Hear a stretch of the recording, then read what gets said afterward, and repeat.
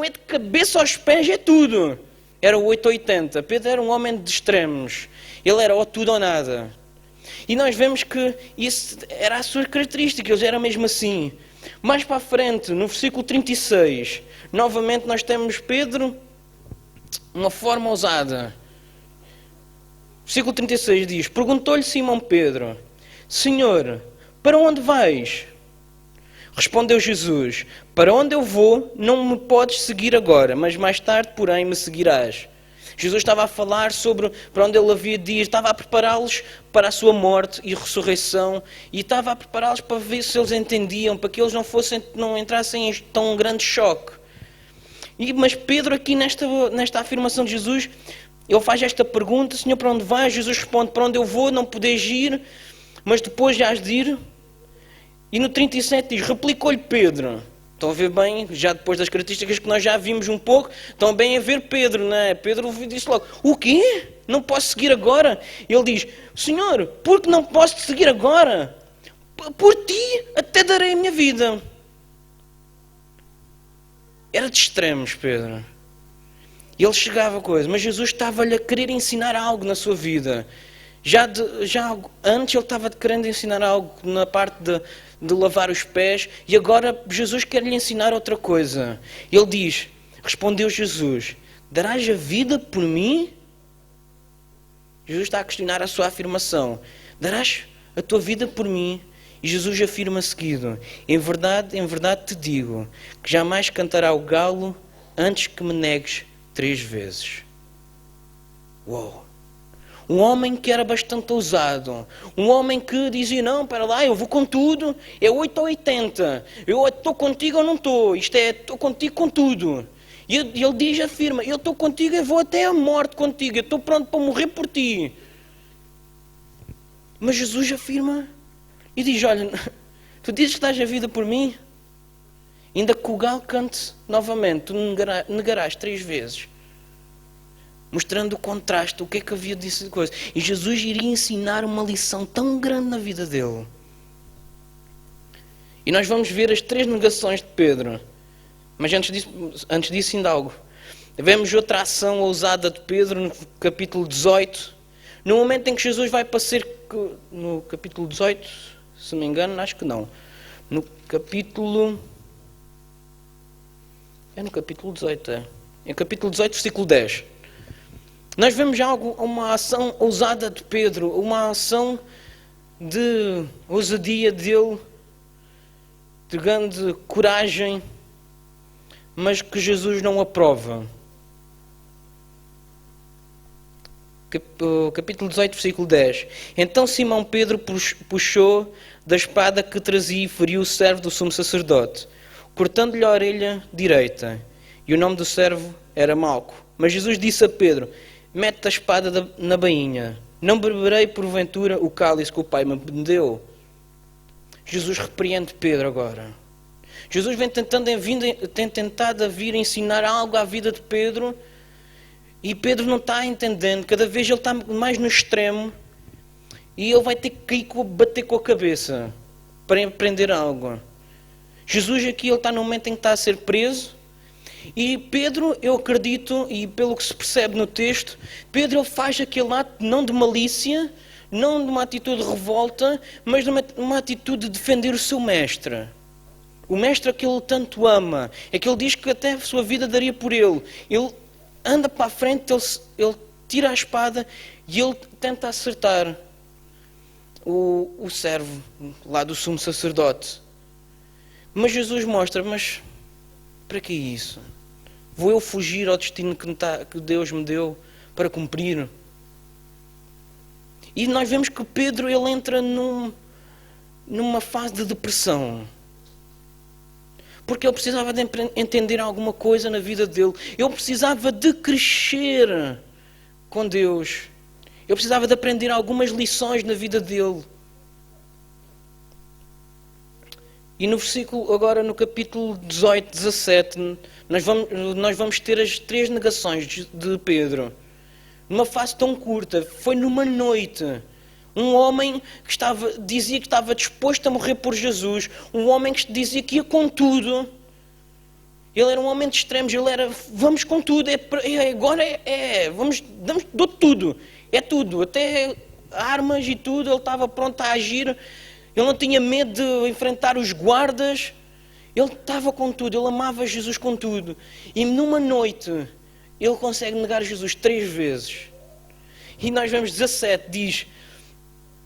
Então a criada encarregada da porta perguntou a Pedro: não és tu também o discípulo deste homem? E ele responde: não sou, respondeu ele. Temos aqui a primeira negação. Segunda negação, 25. Lá estava Simão, aquentando-se, perguntaram-lhe, pois, és tu porventura um dos discípulos dele? E ele negou e disse: não sou. No versículo 26, um dos servos do sumo sacerdote, parente daquele a quem Pedro tinha deceptado a orelha, perguntou-lhe: não te vi eu no jardim com ele? De novo Pedro o negou, e no mesmo instante cantou o galo. E nós vemos que neste momento Pedro, ele toma consciência do que fez. E vemos que ele entra numa depressão profunda.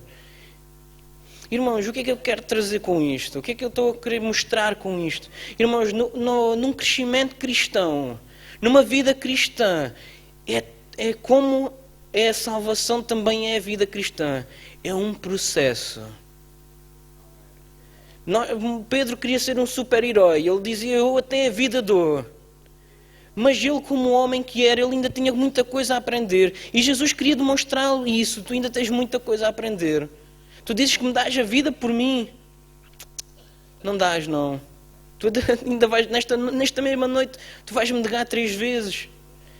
E na vida cristã, nós muitas vezes estamos em estágios da nossa vida cristã, em que nós estamos umas vezes mais fortes, estamos em momentos mais fracos, mas tudo é um processo de crescimento para que nós cheguemos a um estado em que Deus se agrada de nós. Deus quer trabalhar a nossa vida. Muitas vezes passamos por dificuldades, por momentos não tão bons, como este que Pedro estava a passar. Ele estava a passar de uma depressão total. Ele estava em desespero. Ele disse: pá, eu neguei o meu Jesus.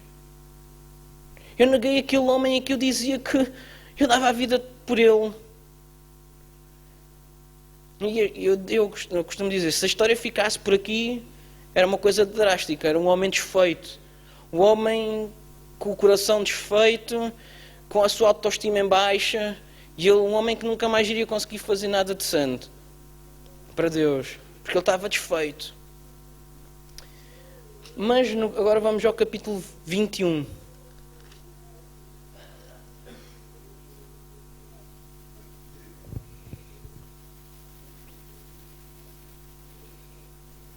No capítulo 21 nós temos aqui os discípulos, alguns dos discípulos, que eles, pelo que parece que eles desanimaram um pouco. Neste momento já Jesus tinha ressuscitado, já Jesus tinha aparecido a eles, penso que 3 vezes, pelo que nós conseguimos entender através dos vários evangelhos. 3 vezes tinha aparecido a Maria Madalena, se não estou em erro, tinha aparecido aos discípulos na ausência de Tomé, e tinha aparecido aos seus discípulos com Tomé lá. E depois Jesus aparece lá na praia, lá na Galileia. Estão lá 7 discípulos. Está Pedro, e está Natanael e Tomé, e diz que os filhos de Zebedeu e mais 2 dos seus discípulos. E diz que Pedro, ele tomou a decisão: olha, eu vou pescar. E nós vemos um homem que ele tinha deixado tudo. Ele tinha deixado a pesca, ele tinha deixado todas as coisas para seguir Jesus. Vemos um homem que ele está a andar para trás no seu progresso de vida com Deus. Ele está a voltar para trás. Ele está a dar passos para trás na sua vida. Ele está a voltar à pesca. Em que Jesus tinha dito: não serás mais pescador de peixe, mas de homens. A partir de agora tu vais servir-me. E ele está a andar para trás. Está a dar passos para trás. E Jesus aparece aqui. Eles foram à noite e tentaram pescar e não pescaram nada. Nada, 0. E amanheceu e eles voltaram para a terra, e diz que eles não reconheceram Jesus, e Jesus disse-lhes: olha, agora vão pescar, mas pesquem para o lado direito. Parece que os peixes esconderam-se todos do lado direito do barco e eles não encontraram nada. Mas, pelo contrário a todo o aspecto, a tudo o que era natural, porque pescar de dia... Os irmãos que sabem de pesca sabem que pescar de dia é muito mais difícil do que pescar de noite. De noite os peixes vêm cá acima para comer e é mais fácil depois pescar à noite. E eles sabiam, eles eram de dia era um pouco difícil. E eles eram pescadores, eles sabiam isso. Mas eles foram na mesma, pronto, olha, eles disseram, olha, já que não apanhamos nada, vamos. E provavelmente muitos dos irmãos estão a reconhecer este episódio de outra altura. Jesus repete este episódio no início. No início, quando os chamou. Jesus faz o mesmo. E quando eles vão pescar na mesma, dizendo, olha, tanto faz, vamos ver o que dá. E eles pescam e diz que está a encher o barco de tal maneira que eles já não aguentavam. Diz que João, o discípulo amado, não diz que é João, diz que é o discípulo amado, diz que reconheceu, é o mestre. E diz que Pedro saltou do barco. Vemos aqui novamente aquele homem ousado. E diz que ele saltou, ele tapou-se primeiro, que ele estava sem a blusa. Ele estava sem a blusa porque estava a pescar, estava no seu trabalho ali e provavelmente estava calor. E diz que ele vestiu-se, né, por pudor, né, estava perante o mestre. E diz que ele jogou-se ao mar e foi a nadar até à praia.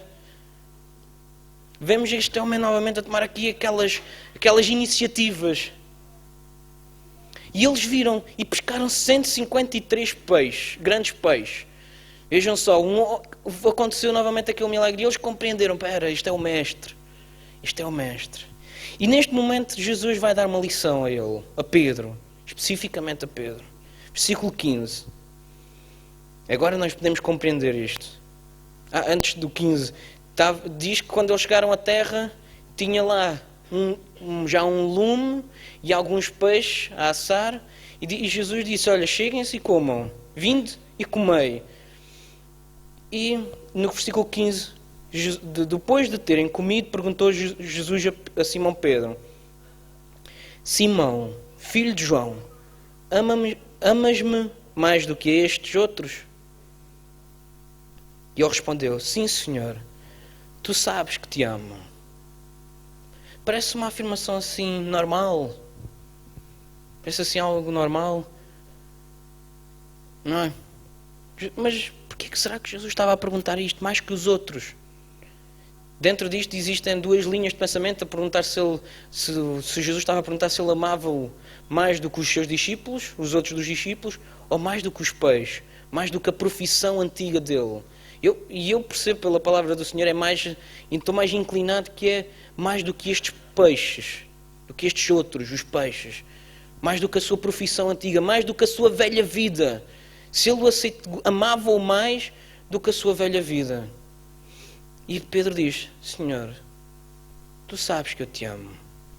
E se nós formos ao grego, nós percebemos que as palavras aqui que Jesus pergunta, se tu me amas, e a resposta de Pedro são completamente diferentes. No nosso português é um pouco mais limitado e nós não entendemos isso. Mas a palavra que Jesus diz, ama-me, tu me amas mais, é um amar incondicional. Que era o que o Pedro tinha dito antes, lá mais atrás, que dizia, eu amo-te, eu até dou a minha vida por ti. Mas agora nós vemos um Pedro um pouco diferente. Ele diz, Senhor, tu sabes que te amo, que é um amor que é o filéu, que é um amor limitado, é um amor de amigo. Ele está a dizer, agora ele está mais recatado, ele diz, Senhor, tu sabes que eu te amo limitadamente. Jesus diz, vejam a resposta de Jesus, apacenta os meus cordeiros. Depois diz que tornou a perguntar-lhe segunda vez, Simão, filho de João, tu me amas? Novamente aqui nós vemos que é através do ágape, que é o incondicional. E novamente Pedro diz, Senhor, eu amo-te, mas condicionalmente. Filéu ainda. Vemos que está aqui um homem, antes que era tudo ou nada. Ele está um pouco mais moderado, ele está mais acatado, ele está mais temeroso. Ele entendeu, ele aprendeu uma lição. Ele percebeu, eu antes dizia, eu vou com tudo, eu estou disposto a morrer, e olha, bati bem com a cabeça, que eu neguei-lhe 3 vezes. E ele está mais acatado. Podemos dizer que ele está um pouco envergonhado. do que aquilo que se passou. E Jesus diz, pastorei as minhas ovelhas. E diz, pela terceira vez, Jesus lhe perguntou, Simão, filho de João, tu me amas? E desta vez Jesus perguntou-lhe por filéu, o amor limitado. E diz que Pedro entristeceu-se, porque ele compreendeu que realmente ele era mesmo limitado, que ele dependia muito ainda, que ele era ainda muito frágil. E ele respondeu-lhe, Senhor, tu sabes todas as coisas, tu sabes que eu te amo. E Jesus lhe disse, apacenta as minhas ovelhas. E agora vejam a afirmação que Jesus diz no 18. E este é o ponto-chave para mim. Jesus diz assim, em verdade te digo, que quando eras mais moço, tu te cingias a ti mesmo e andavas por onde querias. Quando, porém, fores velho, estenderás as mãos e outro te cingirá e te levará para onde não queres. Disse isto para significar com que género de morte Pedro havia de glorificar a Deus. Nós vemos Jesus a dizer, olha, tu antes te dizias que davas a tua vida. Tu eras o super-herói, chegavas e fazias e acontecias, como nós às vezes costumamos dizer, que aqueles que vão ali para a frente com tudo, mas agora tu compreendeste que estás mais limitado. Mas eu estou-te a dizer, agora tu estás preparado para morrer por mim. Porque Jesus dizia estas coisas da maneira como ele havia de morrer. E nós vemos um Pedro completamente restaurado. Nós vemos que Pedro, ele ficou um homem diferente a partir deste episódio. Mas foi necessário Jesus tratar as feridas que tinham sido feitas no coração dele. É interessante que o mesmo número de vezes que perguntas que Jesus faz, se tu me amas, são as mesmas vezes que Pedro negou. Será que é coincidências? Eu não acredito em coincidências.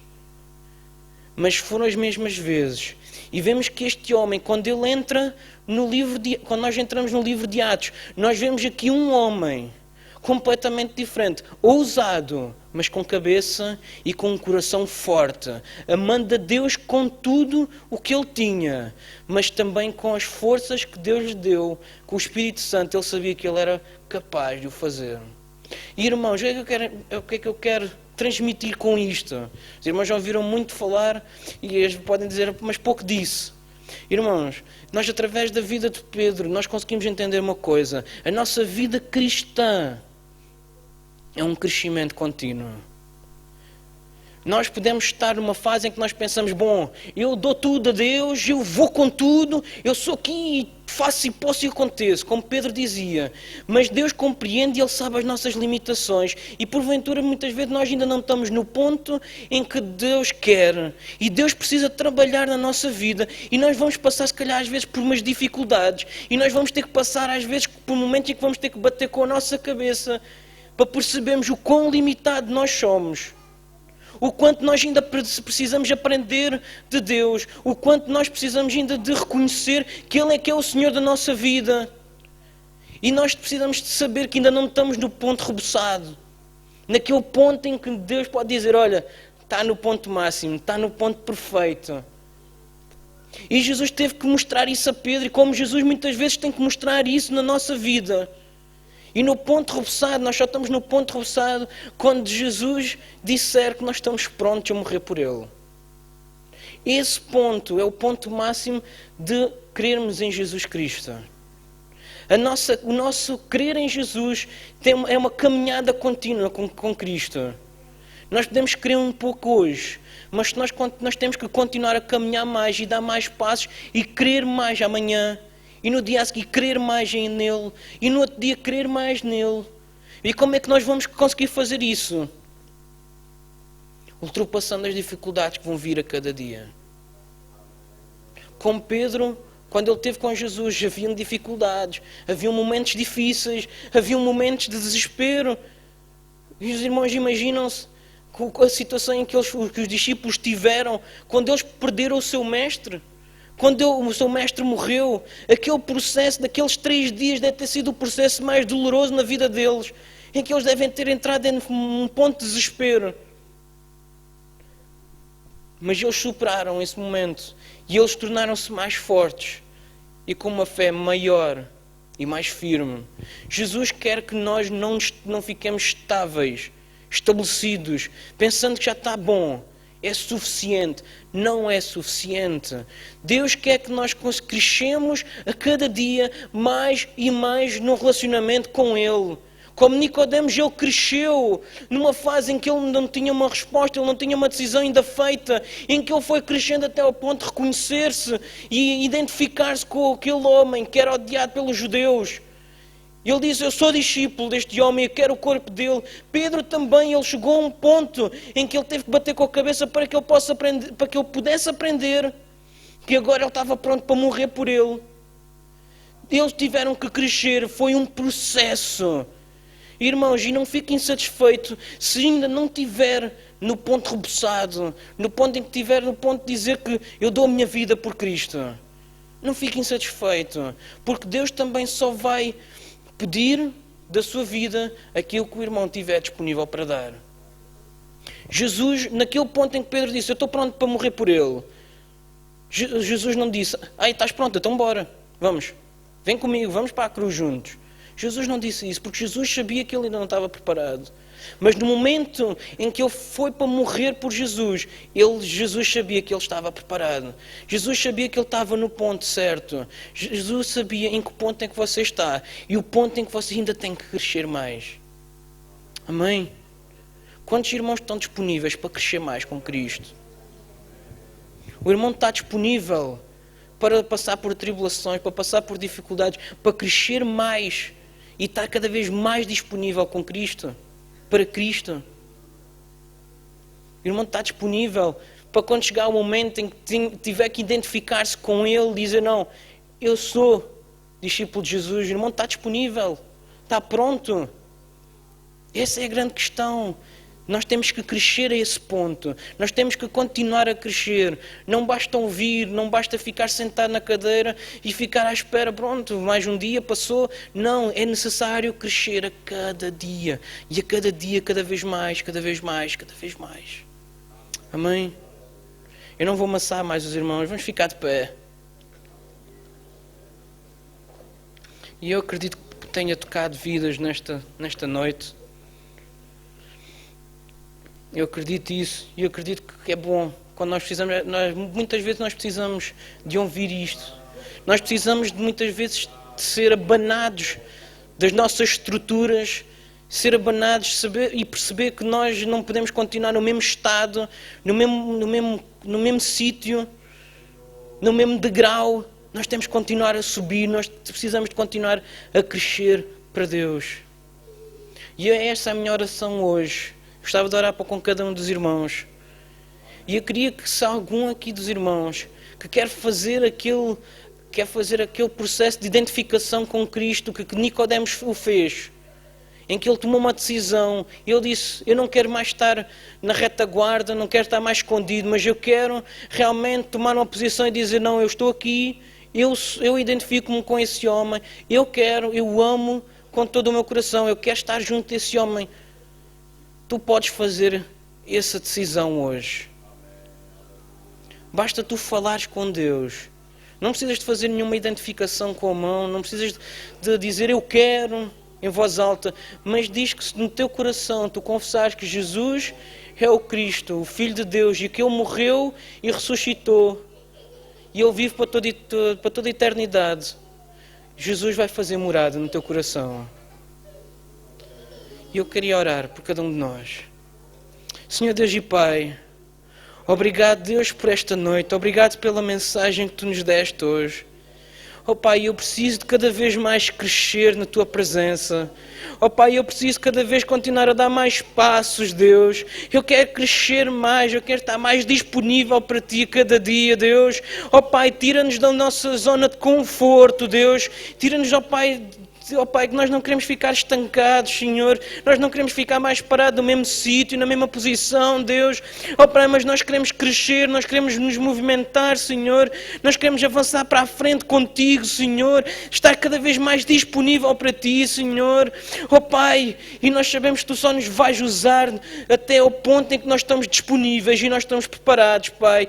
Ó Pai, mas eu peço-Te por mim, Senhor. Ó Pai, e por cada irmão que está aqui, Pai, prepara-nos para cada vez mais, Senhor. Ó Pai, trabalha as nossas vidas para nós sermos capazes de cada vez mais, Senhor. Ó Pai, de proclamarmos o Teu nome, Senhor, de exaltarmos o Teu nome, Senhor. Ó Pai, para glorificarmos o Teu nome a cada dia, Deus.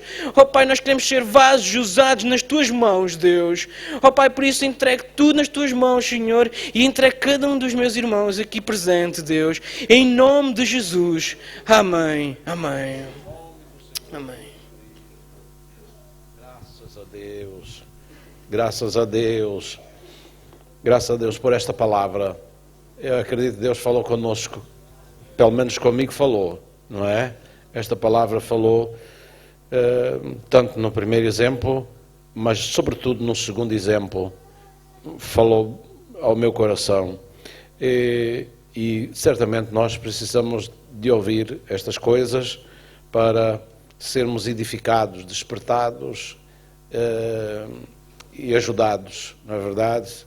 Nós temos as nossas fraquezas, temos as nossas coisas às vezes, e Deus quer nos despertar, quer nos ajudar, graças a Deus. Os irmãos podem ficar sentados só um bocadinho, e nós terminamos já, para eu dar algumas informações, e depois nós iremos terminar logo a seguir.